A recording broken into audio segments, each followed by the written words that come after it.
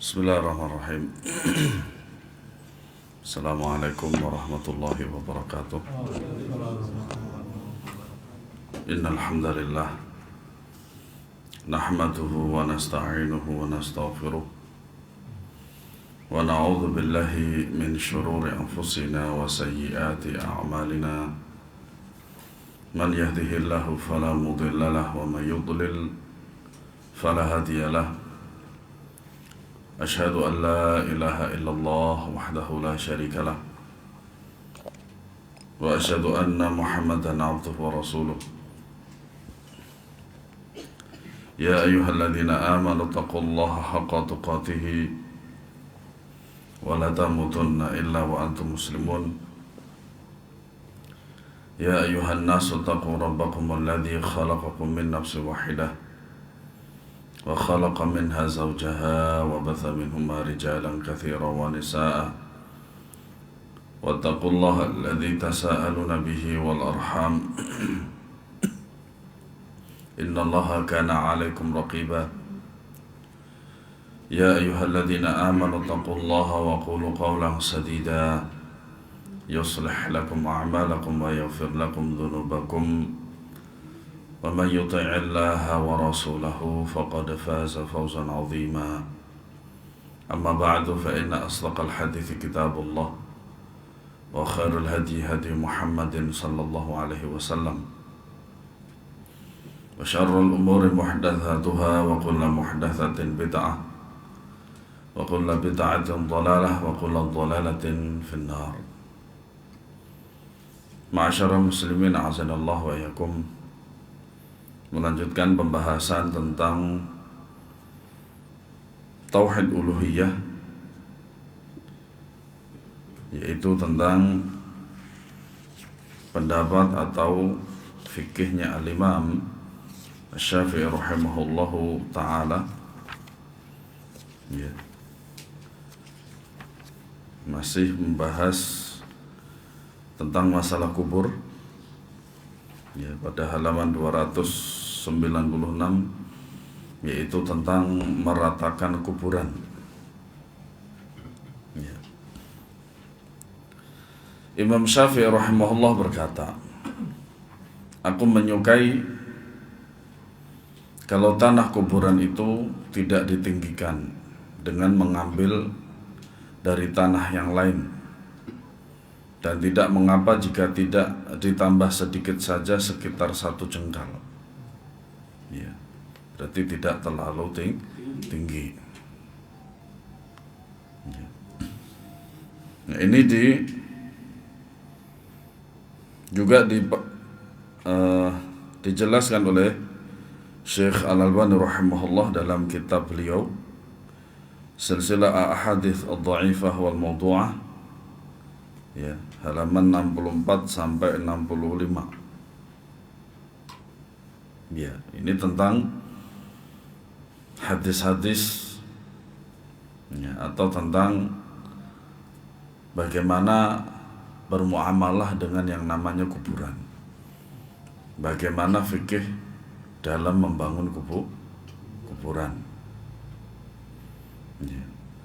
Apa yang disebutkan oleh Imam Syafi'i di atas sesuai dengan sunnah, karena nas-nas hadis menunjukkan haramnya meninggikan kuburan. Nah, di antara nas itu adalah hadis Abul Hayyaj Al-Asadi radhiyallahu anhu.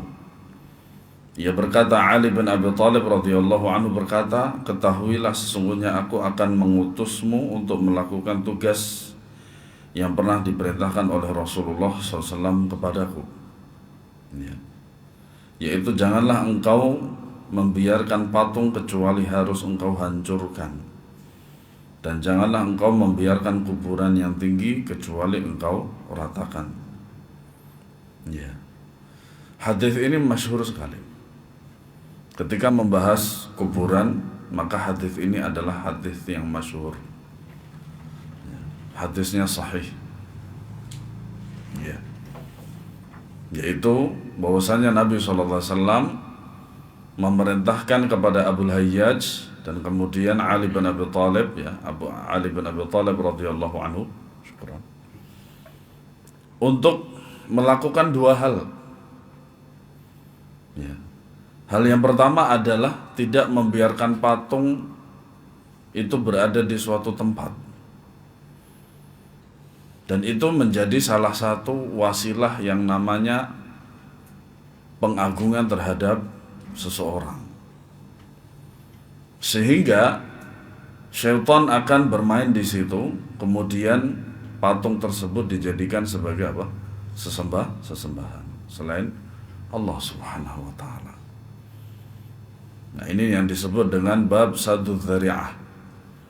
Saya lupa kemarin sebenarnya kita harus bahas saddu dzari'ah ini. Semoga suatu saat kita bisa membahasnya insyaallah. Itu yang pertama. Yang kedua adalah ya, menyuruh untuk meratakan kuburan. Artinya rata, tidak boleh apa? Lebih tinggi. Ya. Sehingga kuburan tersebut tidak diagungkan. Sehingga kuburan tersebut tidak dianggap sebagai kuburan keramat. Makanya dalam Islam yang namanya kuburan keramat, benda-benda keramat itu tidak ada. Nah, itu adalah akidah-akidah yang bukan berasal dari Islam. Kalau toh dikatakan benda keramat, dan itu tidak layak sebenarnya. Karena apa? Karena dia adalah sebagai kitabullah, yaitu Al-Quran. Kitabullah itu lebih afdol dari seluruh kitab, seluruh benda. Segala sesuatu sudah dijelaskan di dalam Al-Quran. Kita mau apa, mencari hidayah apa, mencari bimbingan untuk apa, di dalam Al-Quran semuanya telah disebutkan. Iya. Dan ia adalah sebaik-baik mukjizat yang diturunkan oleh Allah Subhanahu wa taala kepada Nabi Muhammad sallallahu alaihi wasallam. Iya. Kemudian juga riwayat dari Thumamah bin Syufai. Ia bercerita, ketika kami sedang berada di negeri Romawi, seorang kami meninggal. Kemudian Fudalah bin Ubaid yang turut bersama kami menyuruh meratakan kuburannya. Ia berkata, aku mendengar Rasulullah SAW menyuruh untuk meratakan kuburan. Ya. Ini syahid yang kedua dari hadis untuk meratakan kuburan. Ya. Sebenarnya dari poin ini sudah kita dapati dari perkataan beliau. Ya. Kalau toh sekiranya untuk mau ditinggikan, ya, tinggikanlah cuman 1 jengkal saja. Itu petunjuk dari Al-Imam Asy-Syafi'i rahimahullahu ta'ala, ya. Nah, adapun tinggi sampai 1 meter dan lain sebagainya, ini justrulah yang menyelisihi dalil, ya. Padahal kuburan itu bukan untuk menjadikan menjadi pemandangan yang indah, hendak. Padahal kuburan itu adalah wasilah sebagai untuk mengingat apa? Akhirat dan mengingat kematian. Dan nanti kalau dihias dan lain sebagainya, orang bukannya ingat tentang kematian dan akhirat, justru malah lebih senang sekali tahu-tahu mati. Ya. Tidak ada pertentangan antara hadis-hadis yang menyuruh meratakan kuburan dengan apa yang disampaikan oleh Imam Syafi'i yang membolehkan meninggikan tanah kuburan setinggi 1 jengkal. Sebab terdapat banyak hadis yang melarang meninggikan kuburan supaya tidak diagungkan dan dikeramatkan, sehingga dapat merusak akidah umat. Adapun jika tingginya sedikit saja seperti yang dinyatakan oleh Imam Syafi'i, hal itu tidaklah mengapa, supaya diketahui bahwa itu adalah kuburan yang tidak boleh diinjak-injak atau dihina-hinakan. Ya. Makanya betul kata seorang ulama, tidak mungkin Rasulullah SAW meninggalkan umatnya itu dalam keadaan tidak mengetahui akidah. Ya, Tidak mungkin jikalau umatnya itu tidak ngerti akidah. Ya. Kenapa kita bahas yang semacam ini? Supaya akidah kita tidak rusak, supaya ibadah kita tetap kepada Allah Subhanahu wa ta'ala, supaya wasilah kita adalah wasilah yang disyariatkan oleh Allah dan Rasulnya Sallallahu Alaihi Wasallam. Ya. Karena kita tidak mau akidah kita rusak, ibadah kita ya rusak juga, dan seterusnya. Nah, kemudian yang C, membangun dan menembok kuburan. Imam Syafi'i rahimahullah berkata, ya, ini bisa dilihat dalam kitab Al-Um. Alhamdulillah kita punya di perpustakaan kecil kita. Ya. Saya suka jika kuburan tidak dibangun atau dan disemen di tembok, karena hal itu merupakan salah satu bentuk penghiasan dan kebanggaan pada kuburan. Padahal kematian bukanlah tempat untuk keduanya. Sahih. Nah, ini yang sahih yang dikatakan oleh Al-Imam Syafi'i. Selain itu, saya tidak pernah melihat kuburan sahabat Muhajirin dan Ansar dibangun dan diberi hiasan. Antum lihat di Baqi'. Baqi' itu tidak ada. Atau syuhada Uhud. Sekiranya kalau nanti Allah Subhanahu wa ta'ala mudahkan antum untuk umroh. Amin. Alhamdulillah sudah buka ya. Saudi Arabia sudah membolehkan ya, di antaranya Indonesia itu untuk umroh. Alhamdulillah. Ya. Makanya terlebih lagi secara umum kuburan di Saudi Arabia itu hanya ditandai dengan 2 batu.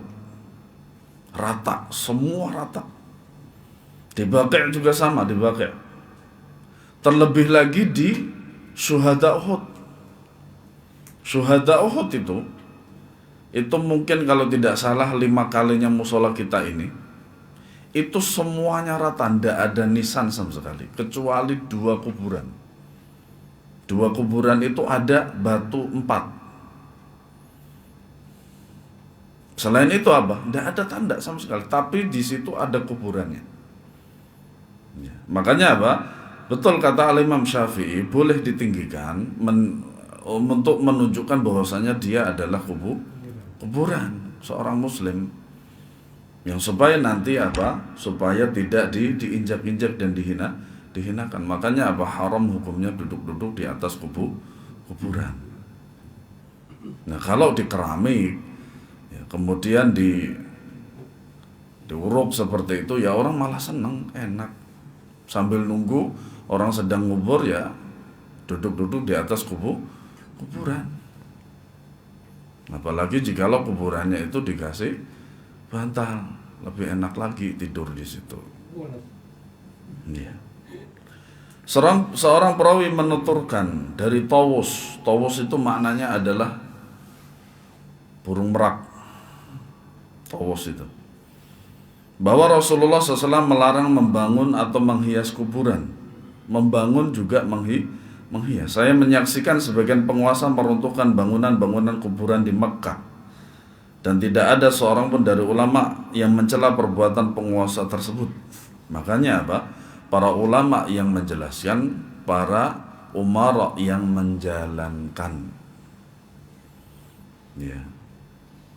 Imam Syafi'i berkata, saya juga tidak menyukai jika kuburan diinjak-injak, diduduki atau dijadikan sandaran.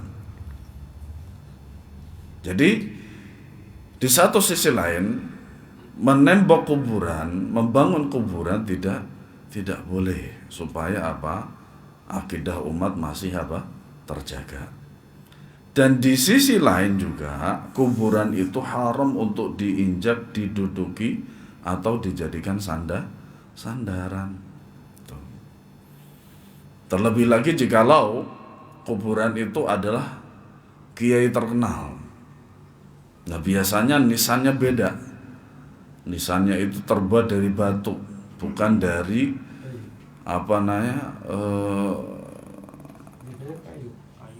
bukan. Dia terbuat dari batu.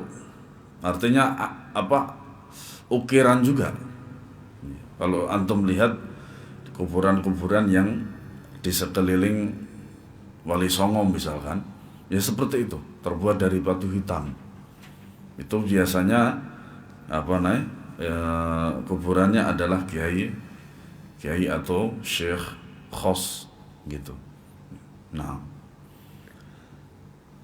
sesudah itu Imam Syafi'i meriwayatkan dengan sanadnya dari Abu Hurairah radhiyallahu anhu berkata, aku duduk di atas bara api sehingga pakaian dan kulitku terbakar lebih aku sukai daripada aku duduk di atas kuburan seorang muslim. Karena apa? Kuburan seorang muslim itu Allah Subhanahu wa ta'ala itu betul-betul memuliakan. Maka kaum muslimin harus memuliakan kuburannya kaum muslimin. Nah, hadis ini terdapat dalam Sahih Muslim. Dari Jabir, ia berkata Rasulullah SAW melarang kuburan dihias, diduduki, didirikan bangunan di atasnya.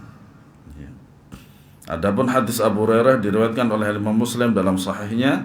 Abu Hurairah berkata, telah bersabda Rasulullah, li an yajlisa ahadukum ala jamratin fatuhriqa thiyabahu fatakhlusa ila jildihi khairun lahu min an yajlisa ala qabrin. Sungguh jika seorang di antara kalian duduk di antara bara api lalu bajunya terbakar dan kulitnya terkelupas, itu lebih baik baginya daripada ia duduk di atas kuburan. Sebegitu Rasulullah SAW memuliakan seorang muslim walaupun sudah mati, walaupun sudah wafat. Karena memang muslim itu sangat mulia di sisi Allah dan Rasulnya daripada bangsa-bangsa lain, daripada agama lain. Sehingga mati saja tetap dia dimuliakan oleh Allah dan Rasulnya Shallallahu Alaihi Wasallam. Terlebih lagi jikalau masih dalam keadaan hidup.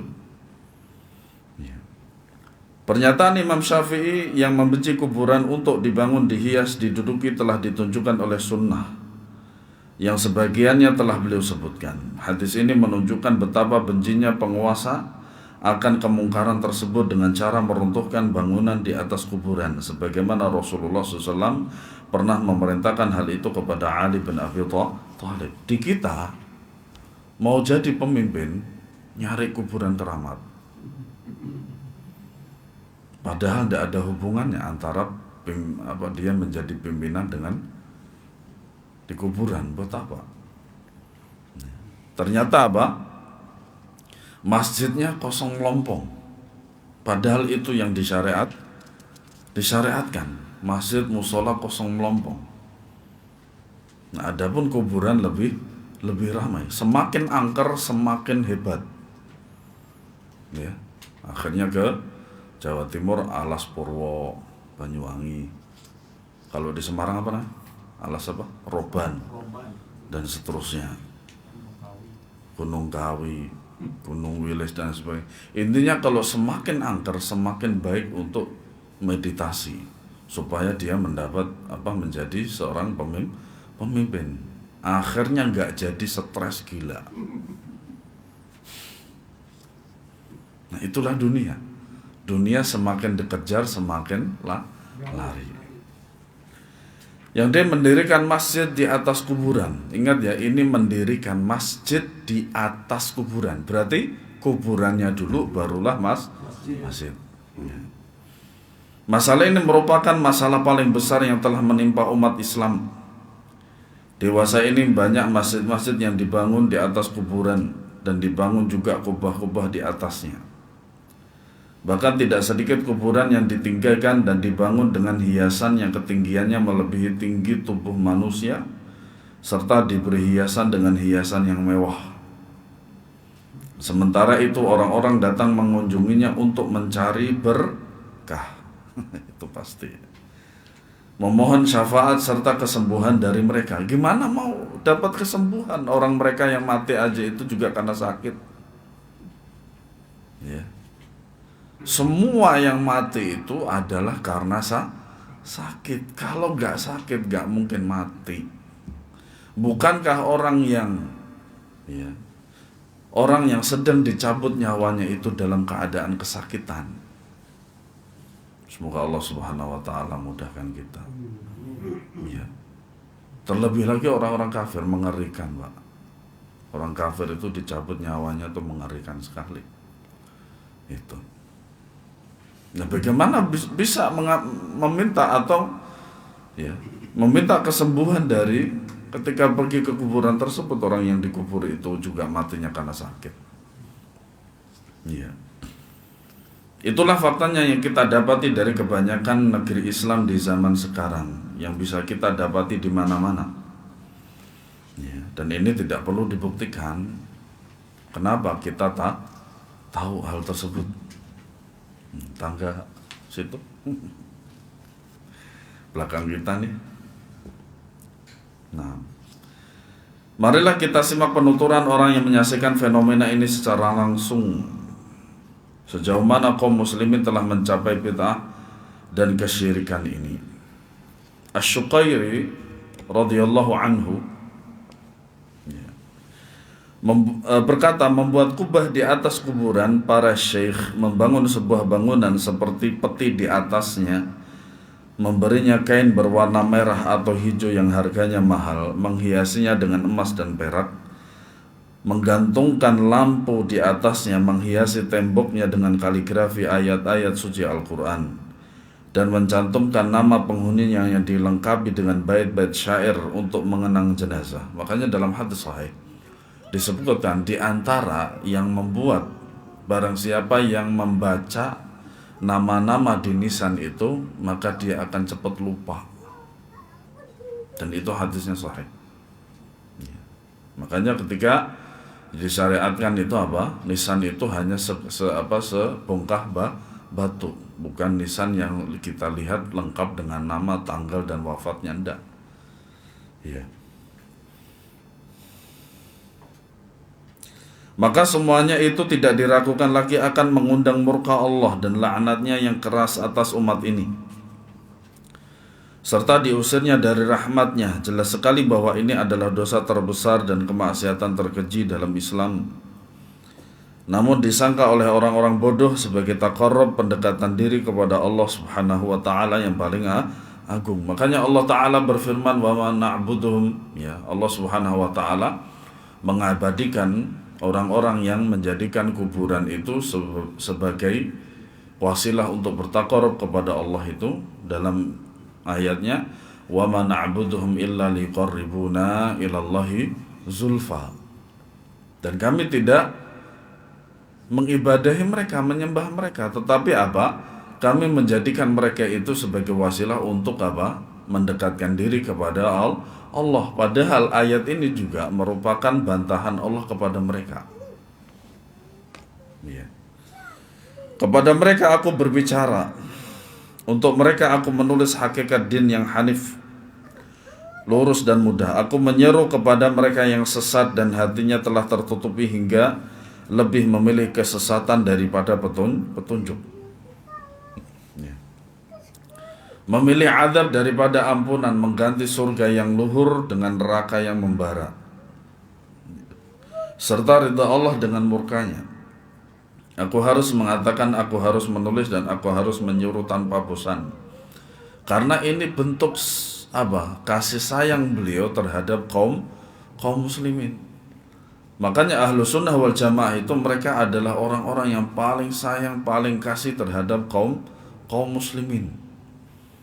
Makanya kadang kita mendakwahkan kepada mereka tentang tauhid, tentang sunnah, ini syirik, ini bid'ah, kita dikatakan sebagai pemecah belah, kita dikatakan sebagai apa? Pemutus rezeki. Padahal rezeki itu Allah Subhanahu wa taala yang memberi. Padahal kita itu tidak memvonis juga. Ya, kita memperingatkan bahwasanya ini adalah apa? Tauhid, ini sunnah, ini bid'ah, ini syirik, supaya mereka apa? Tidak terjatuh, atau minimal apa? Ketika sudah terjatuh, Allah kasih hidayah kepada mereka. Itu padahal. Ya. Nah, hendaklah mereka kembali dan bertaubat kepada Allah, kembali meyakini bahwa Allah lah yang menghidupkan bumi yang telah mati. Allah lah yang membangkitkan orang dari alam kubur, dan Dia yang maha kuasa menghidupkan kita setelah kita mati. Mari kita kibarkan bendera Islam setinggi-tingginya supaya dapat kembali kepada kejayaan kita dahulu. Makanya kejayaan dahulu para umat terdahulu itu adalah dengan tauhid dan sunnahnya. Jauhnya mereka itu dari kesyirikan dan bid'ah. Ya. Makanya Imam Malik rahimahullah ta'ala mengatakan lan tarji'a lan yasluha akhiru hadhil ummah illa bima saluha awwaluha. Itu. Kemudian berikut muallif hafizahullah ta'ala menukilkan dalil tentang diharamkannya membangun masjid di atas kuburan. Ingat, kuburan dulu baru masjid. Yang pertama, hadits Aisyah radhiyallahu anha bahwasanya Ummu Salamah menyebutkan sebuah gereja yang ia saksikan di tanah Habasyah serta apa yang dilihatnya kepada Rasulullah SAW. Maka beliau bersabda, ulaika qaumun idza mata fihimul abdus salih banu ala qabri masjidan wa sawwaru fihi tilka suwara ulaika syirarul khalqi indallah. Terjadi tidak? Terjadi. Mereka itu adalah suatu kaum yang apabila ada orang saleh, ingat orang saleh, bukan orang rusak, bukan orang taleh. Taleh kan rusak. Bedakan antara sad saleh dengan ta, yaitu taleh. Ya, itu rusak. Ingat, ini orang saleh. Ya. Dari mereka yang meninggal, mereka membangun masjid di atas kuburnya dan membuat patung-patungnya di dalamnya. Mereka adalah seburuk-buruk makhluk di sisi Allah. Ingat, seburuk-buruk makhluk di sisi Allah. Kenapa demikian? Karena mereka menjadikan masjid tersebut, kuburan tersebut untuk berwasilah kepada Allah. Kenapa disebut dengan kesyirikan? Karena orang-orang lebih berharap kepada yang berada di kuburan tersebut, bukan kepada Allah lagi. Dengan asumsi bahwasanya orang saleh di dalam kuburan ini dekat dengan Allah Subhanahu wa ta'ala. Dikiaskan dengan seorang pemimpin. Seorang pemimpin itu sebagai rakyat jelata, kita tidak bisa masuk kepada pemimpin kecuali dengan bitanahnya, ajudannya. Ini contoh yang rusak. Kenapa demikian? Karena menyamakan Allah dengan makhluknya. Tidak boleh. Dan Allah tidak sama dengan pemimpin seperti itu. Iya, jelas kalau pemimpin itu butuh dengan ajudan. Karena apa? Karena ajudan dan orang-orang sekitarnya itu adalah yang menjaganya. Kalau pemimpin mati, ya diganti. Masa Allah mati? Dan menuju kepada Allah Subhanahu wa ta'ala itu mudah. Fa idza sa'alaka 'ibadi 'anni fa inni qarib. Dan apabila hambaku bertanya kepadamu tentang aku, jawablah bahwasanya aku adalah dekat. Tidak sulit kok bertemu, menghadap Allah itu enggak sulit. Kitanya yang sulit. Kenapa? Karena hawa nafsu yang telah menguasai kita. Itu. Begitu mudahnya kita itu menghadap Allah. Kenapa mudah? Mudah banget. Sekiranya hati kita gundah gulana, berdoa. Kurang mantap, ambil wudhu kemudian sholat 2 rakaat ke masjid. Atau di rumah juga tidak masalah. Mudah toh, nggak perlu perantara toh. Jangan dicontohkan dengan seorang pemimpin tadi. Ndak dong lah. Ndak cocok itu. Makanya perumpamaan yang seperti itu haram hukumnya. Karena apa? Allah lebih mudah untuk ditemui daripada seorang pemimpin. Begitu mudahnya untuk menghadap Allah Subhanahu wa ta'ala. Kenapa kita sulit? Karena kita masih dikuasai dengan hawa hawa nafsu. Ya. Yang kedua, dari Aisyah radhiyallahu anha juga ujarnya, Rasulullah SAW bersabda saat sakit yang menyebabkan kematian beliau. Beliau mengatakan, la'anallah al-yahuda wan nasara takhudhu qubur anbiya'ihim masajida. Semoga Allah melaknat orang-orang Yahudi dan Nasrani, mereka telah menjadikan kuburan para nabinya sebagai masjid, yaitu untuk tempat ibadah. Makanya orang-orang yang mengagungkan kuburan itu, masjid itu terbengkalai. Karena terbengkalai. Nah, ini perangai daripada orang-orang Yahudi dan Nasrani. Makanya apa? Mereka itu dilaknat oleh Allah Subhanahu wa Ta'ala. Aisyah berkata, jika tidak karena itu niscaya kuburan beliau ditampakkan. Tetapi beliau takut kuburannya dijadikan masjid. Dan ini hadisnya sahih, diriwayatkan oleh Al-Imam Bukhari. Hadis nomor 532. Ya. Yang ketiga dari Jundub radhiyallahu anhu, ia berkata, aku telah mendengar Rasulullah SAW bersabda menjelang wafatnya, ala wa inna man kana qablakum kanu yatakhiduna qubur anbiya'ihim masajida afala tattakhidul qubura masajida fa inni anhakum an dzalik. Ketahuilah sesungguhnya orang-orang sebelum kamu menjadikan kuburan para nabi sebagai masjid. Artinya apa? Untuk ibadah, mendekatkan diri kepada Allah. Allahumma shayyiban nafi'an. Ya, sesungguhnya aku melarang itu. Hadisnya sahih riwayat Muslim. Ya. Dan ini terjadi di umat Islam. Dikarenakan mereka menjadikan kuburan itu sebagai masjid, akhirnya masjidnya sepi. Ya. Kasihan masjid-masjid mereka itu kasihan. Ya, dibangun dengan banyak harta yang begitu banyak sekali, kemudian dibangun dengan megah, ya. Tapi apa? Setelah jadi sepi. Makanya kadang saya ditanya oleh sebagian orang ketika dia akan membangun masjid atau minimal memperluas masjid, saya katakan bagaimana dengan jamaahnya? Kalau jamaahnya banyak dan sudah membludak, akhirnya tidak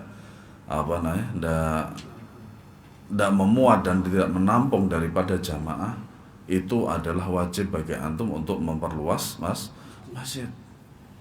Tetapi jikalau antum langsung membangun masjid besar tapi jamaahnya nggak ada, ya itu istilahnya apa? Ya, tanpa strategi, tanpa perhitungan. Ya, sayang duit antum, seperti itu. Nah, hadis yang secara tegas melarang membangun masjid-masjid di atas kuburan sangatlah banyak. Perbuatan tersebut menyalahi maksud-maksud syariat yang datang untuk memelihara din dan menyuruh kita mengesahkan Allah dalam ibadah. Sesungguhnya mendirikan masjid, bangun di atas kuburan itu dilarang karena perbuatan itu bisa menjadikannya sebagai berhala-berhala yang disembah selain Allah, sebagaimana telah terjadi pada kaum Nabi Nuh. Makanya Rasul pertama itu adalah Nabi Nuh. Dan terjadi juga pada umat Muhammad SAW dewasa ini. La haula wala quwwata illa billah. Imam Syafi'i mengeluarkan pendapat tentang membangun masjid di atas kuburan. Ia menegaskan, saya membenci masjid yang dibangun di atas kuburan, dan saya tidak mau ia disejajarkan atau dipergunakan sebagai tempat sholat. Apabila dipakai sholatnya tetap sah, namun termasuk perbuatan yang buruk. Ya, perbuatan yang buruk. Malik bin Anas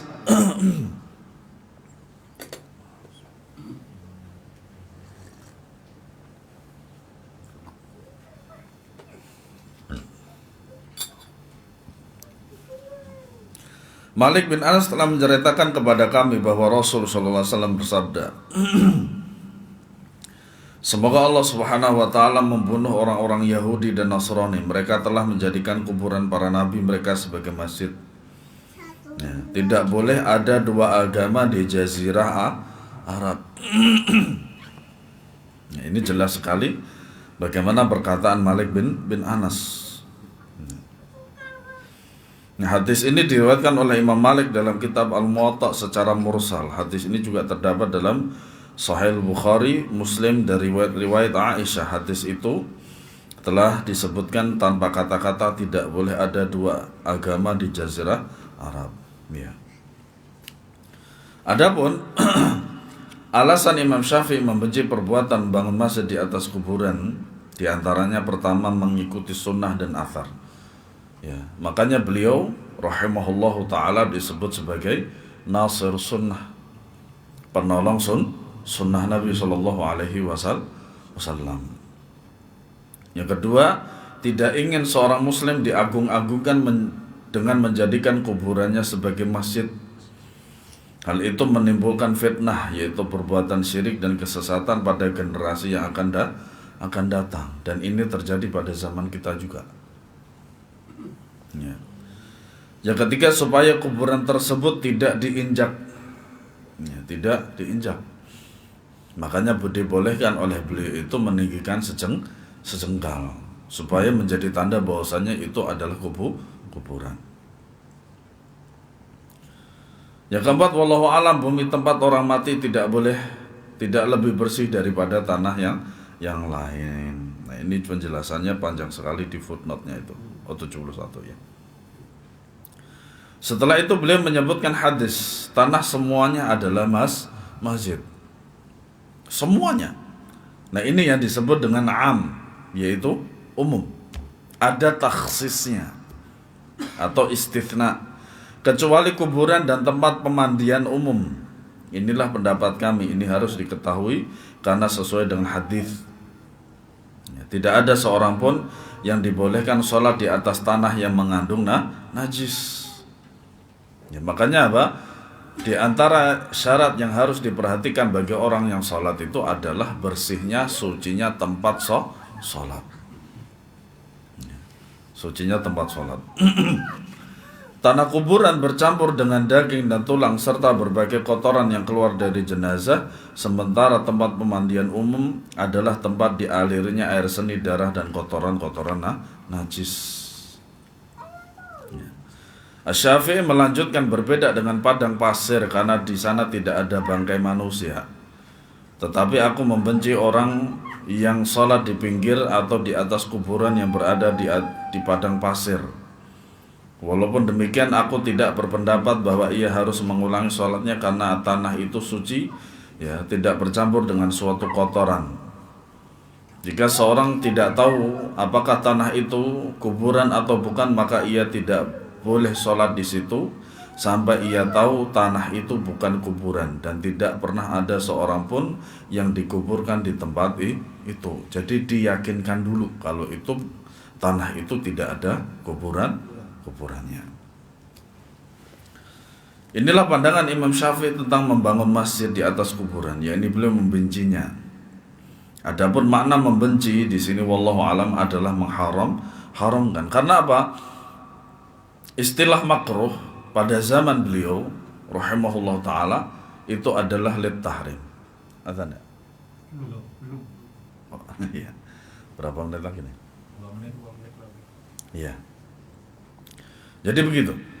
Jadi yang kita ketahui dari haram, makruh, mandub, mubah dan seterusnya itu adalah melalui perkembangan daripada usul fikih.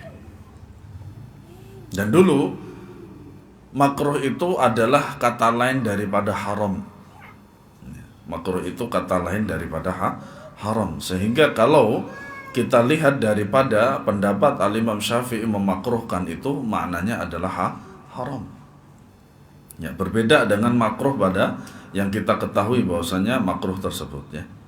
Sesuai dengan apa yang ditujukan oleh nas-nas yang melaknat perbuatan tersebut secara terang-terangan. Imam Syafi'i telah mengemukakan alasannya, yaitu agar kita tidak terjebak dalam perbuatan syirik. Imam Syafi'i juga berbicara tentang hukum sholat di atas kuburan. Ia membencinya dengan alasan bahwa kuburan itu najis. Para ulama pun membahasnya. Di antara mereka ada yang membolehkan, ada yang melarang, dan ada yang membenci.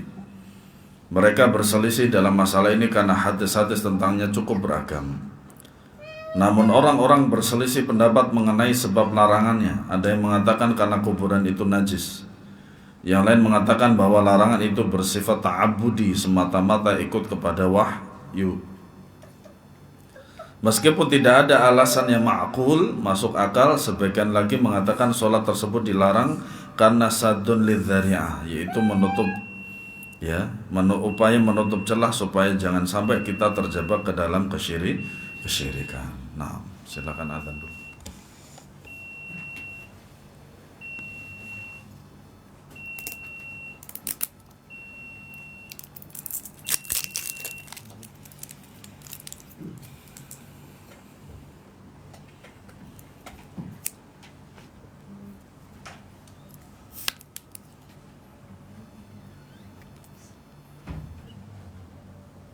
Allahu Akbar, Allahu Akbar, Allahu Akbar, Allahu Akbar. Asyhadu an la ilaha illallah. Asyhadu an la ilaha illallah.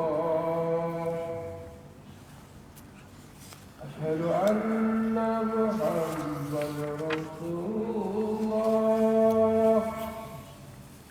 أشهد أن محمد رسول الله. حي على الصلاة.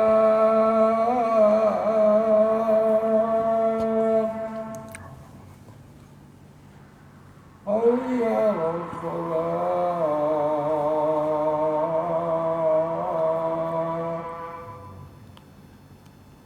حي على الفلاح.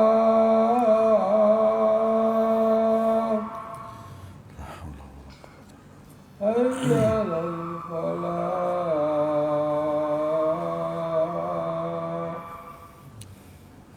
الله أكبر، الله أكبر. لا إله إلا الله.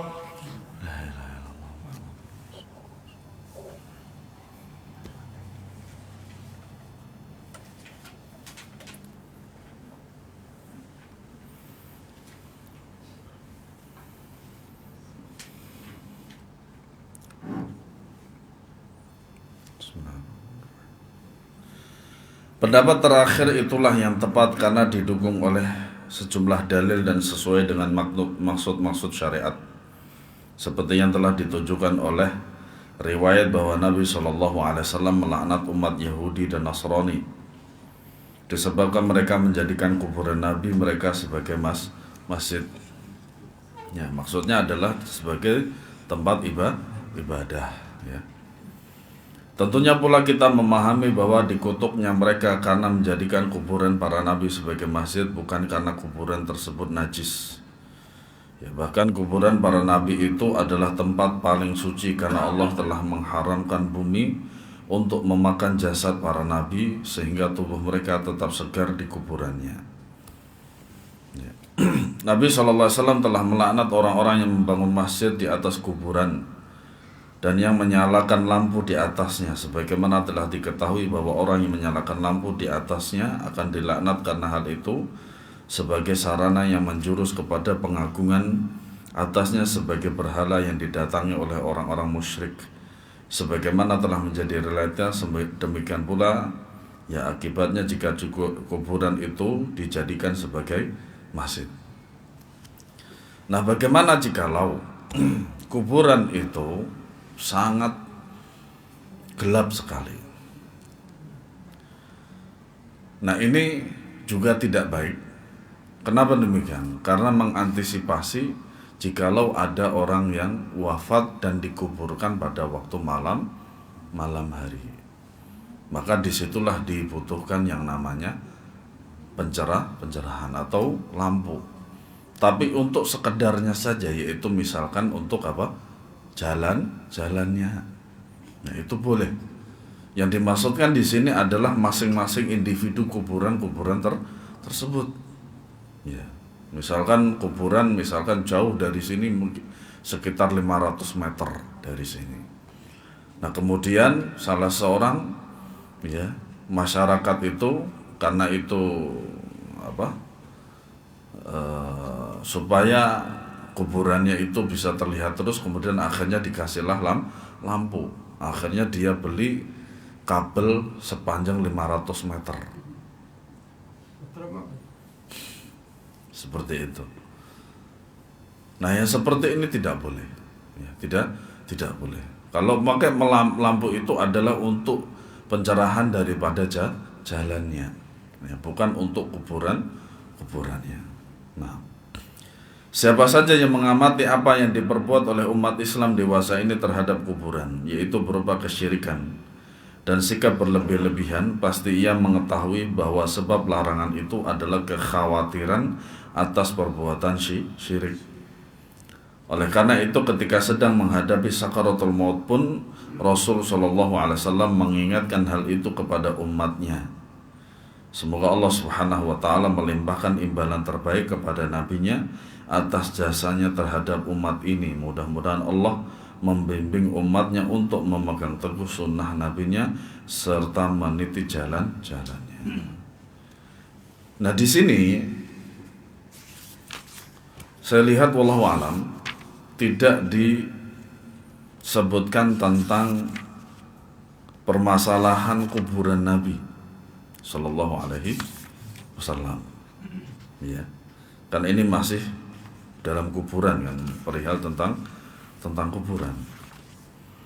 Dalam zon saya, prasangka saya yang kuat bahwasanya bahwasanya penulis mengira bahwasanya kaum muslimin sudah tahu bahwasanya yang ada itu rumahnya Nabi dulu, kemudian baru Masjid Nabawi.